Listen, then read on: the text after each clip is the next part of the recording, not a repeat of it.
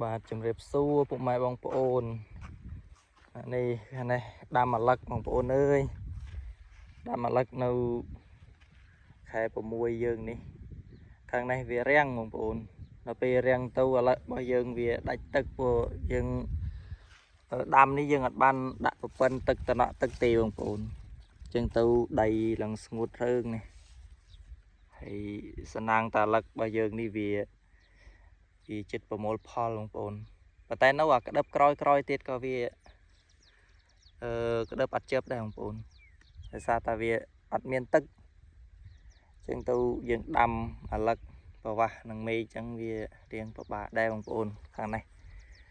ខេត្តបន្ទាយមានជ័យយើងនេះគឺខ្សត់ខ្សោយខាងទឹកភ្លៀងមែនទេបងប្អូនខាងគេភ្លៀងអស់ហើយនៅខាងនេះមិនទាន់ឃើញភ្លៀងនៅមេទេនេះហើយមានបងប្អូនគាត់មកព្រោះស្រូវព្រោះចាំទឹកភ្លៀងថាជីវិតអ្នកស្រែអ្នកចង្ការបងប្អូនអើយធ្វើស្រែប្របាស់មេឃធ្វើអាឡឹកថាគិតថាអាឡឹកសំប្រកបនឹងឯងបងប្អូនពេលវាអត់ទឹកអញ្ចឹងយើងមិនដឹងថាធ្វើម៉េចចឹងមានតែតាមតំណើនឹងឯងបងប្អូនបានបេះប៉ុណ្ណាយើងយកប៉ុណ្ណឹងហើយអាឡឹកនេះផ្លែធំណាបងប្អូនផ្លែនេះទុំហើយនេះអាឡឹកនេះចេះមួយទៀតបងប្អូនអាឡឹកទុំឬក៏មិនទុំសម្រាប់បងប្អូនខ្ញុំមិនដឹងថាបងប្អូនសង្កេតលើកន្លែងណាទេបងប្អូនអាឡឹក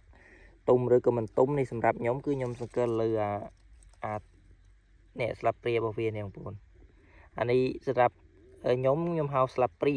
បាទស្លាបព្រាអាឡឹកស្លាបព្រាវានេះតានេះវាស្វិតគឺនៅថាអាឡឹករបស់យើងនេះគឺទុំហើយបងប្អូនមកទុំពេញបេះហើយនេះអាឡឹកដែលវាមិនទាន់ទុំយើងមើលទៅលើស្លាបព្រារបស់វាគឺវានៅខៀវបងប្អូននេះស្លឹកស្លាបព្រាវានេះវានៅខៀវវាអត់ទាន់មានន័យថាអាឡឹកនេះគឺអត់ទាន់ទុំទេនៅដំណាក់កាលផ្កាឈូកឡើយទេនេះខ្ញុំដាំបានមហត្តាបងប្អូនដាំបានមហត្តាដំបងថាដាក់តង់មហត្តាជាងនឹងឯងអានេះវាខាងនេះវាអត់ដុះដោយសារតែមកពីពូជយើងជ្រើសរើសពូជវាអត់សូវល្អអញ្ចឹងទៅដោះមួយចំនួនមិនដោះមួយចំនួនបងប្អូន